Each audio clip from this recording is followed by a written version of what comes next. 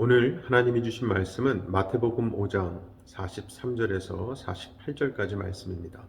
제가 봉독하겠습니다. 또 내 이웃을 사랑하고 내 원수를 미워하라 하였다는 것을 너희가 들었으나 나는 너희에게 이르노니 너희 원수를 사랑하며 너희를 박해하는 자를 위하여 기도하라. 이같이 한즉 하늘에 계신 너희 아버지의 아들이 되리니 이는 하나님이 그 해를 악인과 선인에게 비추시며 비를 의로운 자와 불의한 자에게 내려주심이라. 너희가 너희를 사랑하는 자를 사랑하면 무슨 상이 있으리요? 세리도 이같이 아니하느냐? 또 너희가 너희 형제에게만 무난하면 남보다 더하는 것이 무엇이냐? 이방인들도 이같이 아니하느냐? 그러므로 하늘에 계신 너희 아버지의 온전하심과 같이 너희도 온전하라. 아멘. 아마 많은 분들이 사랑 중 최고의 사랑의 수준은 원수를 사랑하는 것이라고 여기실 겁니다. 미워할 수밖에 없고 더 나아가서 복수의 대상일 수밖에 없는 원수까지 사랑한다면 그 사랑이야말로 최고 수준의 사랑이고 그것이 곧 하나님의 사랑을 본받아 실천하는 것이라고 생각하는 거죠. 그리고 오늘 본문에서도 예수님은 44절 말씀이죠. 나는 너희에게 이르노니 너희 원수를 사랑하며 너희를 박해하는 자를 위하여 기도하라 라고 말씀하셨거든요. 자, 이 말씀을 사랑에 대한 우리의 상식대로 해석한다면 예수님은 지금 우리에게 최고 수준의 사랑을 요구하는 것이 됩니다. 자, 그렇다면 원수를 사랑하는 것에 비해 본문 앞에 나온 말씀들이죠. 오른뺨을 치거든 왼편도 돌려대라는 말씀이나 속옷을 달라고 하는 자에게 겉옷까지도 가지게 하라는 말씀은 그 수준이 어떻다고 생각하십니까? 원수를 사랑하라는 말씀보다는 뭔가 강도가 약하다는 생각 들지 않으십니까? 만약에 사랑이 높고 낮은 수준으로 구분되는 것이라면 굳이 사랑에 대해 여러 말 할 필요가 없습니다. 사랑의 최고 수준인 원수를 사랑하라는 말씀 하나면 되는 것이지 굳이 오른뺨을 치거든 왼편도 돌려대라는 등의 말씀들은 할 필요가 없다는 거죠. 왜냐하면 원수도 사랑하는 최고의 수준의 사랑이라면 오른뺨을 치면 왼편도 돌려댈 수 있는 것 당연하기 때문입니다. 하지만 다들 아시다시피 믿음을 높고 낮은 수준으로 구분할 수 없는 것처럼 사랑 또한 그렇게 구분할 수 없습니다. 사랑은 그냥 사랑일 뿐이지 수준 높은 사랑과 수준 낮은 사랑으로 구분할 수 있는 것이 아닌 겁니다. 자, 그렇다면 본문에 나오는 이 원수를 사랑하라는 예수님의 말씀은 어떻게 이해해야 하는 걸까요? 게다가 43절을 보면 또 내 이웃을 사랑하고 내 원수를 미워하라 하였다는 것을 너희가 들었으나 라고 말씀하세요.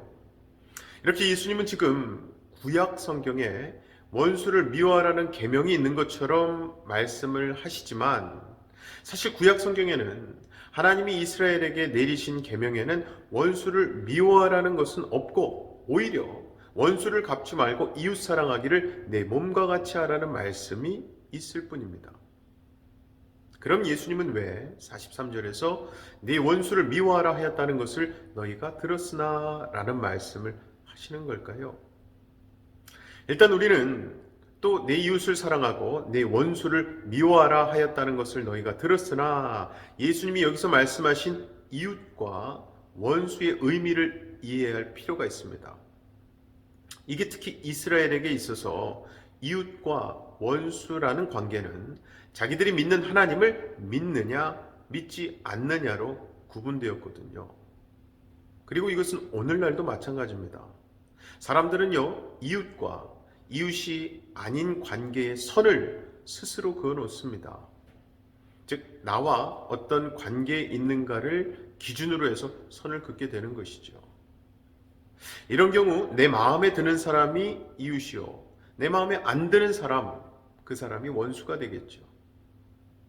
그런데요, 그렇게 내 이웃, 내 마음에 드는 사람을 사랑하는 사람은 예수님이 굳이 사랑하라고 하지 않으셔도 사람들 사이에서 얼마든지 실행될 수 있는 자연적인 것입니다.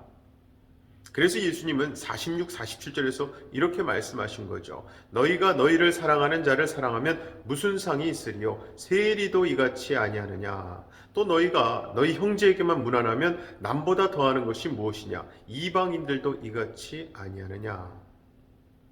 그러므로 누가 내 이웃이지? 혹은 누구를 내 이웃으로 쳐줄까? 라는 생각은요, 이웃과 이웃이 아닌 자를 구별해서 내 이웃 내 편은 사랑하고 원수는 미워하겠다는 생각을 드러내는 것밖에 안 됩니다. 그리고 그것은 하나님의 뜻이 분명히 아니지요. 45절을 보면 이같이 한즉 하늘에 계신 너희 아버지의 아들이 되리니 이는 하나님이 그 해를 악인과 선인에게 비추시며 비를 의로운 자와 불의한 자에게 내려주심이라 말씀합니다. 정말 이 말씀대로 하나님이 이 땅에 해를 비치시고 비를 내리실 때 악인과 선인을 구별하지 않으십니다. 원래 이 땅에 해가 비치고 비가 내리는 것은요, 전적으로 하나님의 은혜입니다. 그리고 하나님은 그 은혜를 악인과 선인을 구별해서 내리지 않습니다. 이것에 대해 어떤 사람은 못마땅해 할 수 있어요. 아니, 이왕이면 해와 비는 선인에게만, 의로운 자에게만 주어지기를 원하는 마음이 있지 않습니까? 하지만 솔직히 하나님께서 정말 선인과 악인을 구별해서 해를 비치게 하시고 비를 내리시게 한다면 과연 그런 해와 비의 은혜를 누릴 수 있는 사람이 이 땅에 누가 있겠습니까?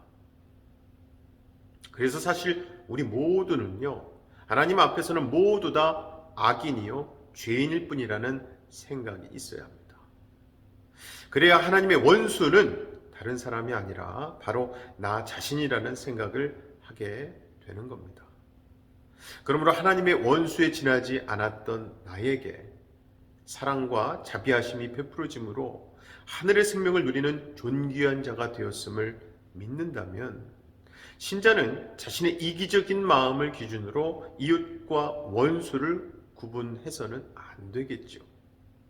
다만 자비를 베풀고 사랑을 나타내야 할 대상으로만 볼 수 있어야 합니다. 그게 바로 45절에 나오는 하나님의 아들다움, 자녀다움입니다. 이같이 한즉 하늘에 계신 너희 아버지의 아들이 되리니 말씀하셨어요. 꼭 기억하시기 바랍니다. 우리 하나님은요, 우리가 사랑할 만한 게 있어서 사랑하신 것이 아닙니다. 즉 우리가 하나님의 마음에 들어서 그분의 사랑받은 것이 아니라는 거예요.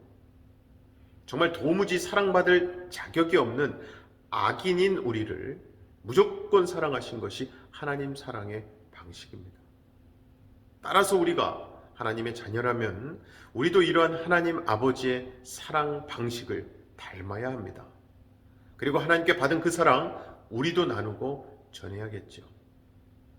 아무쪼록 예수 보혈의 은혜가 나를 살리셨음을 꼭 기억하시고 나를 살리신 그 은혜를 다른 이들에게도 전하고 나누시는 저와 여러분 되시기를 주님의 이름으로 간절히 축원합니다. 이 시간 다 같이 두 가지 기도 제목 놓고 기도하실 때에 내 기준으로 하는 사랑과 섬김이 아닌 하나님의 사랑 방식을 담는 사랑과 섬김이 우리 삶 가운데 있게 해달라고 기도합시다. 둘째로는요, 코로나로 인해 많은 나라들이 건강뿐만 아니라 경기 침체로 인한 문제들이 계속 생기고 있습니다. 하루속히 코로나가 종식되고 특히 힘든 나라와 지역들이 회복되고 안정을 찾을 수 있도록 기도 부탁드립니다. 제가 기도하겠습니다. 사랑의 아버지 하나님, 감사합니다.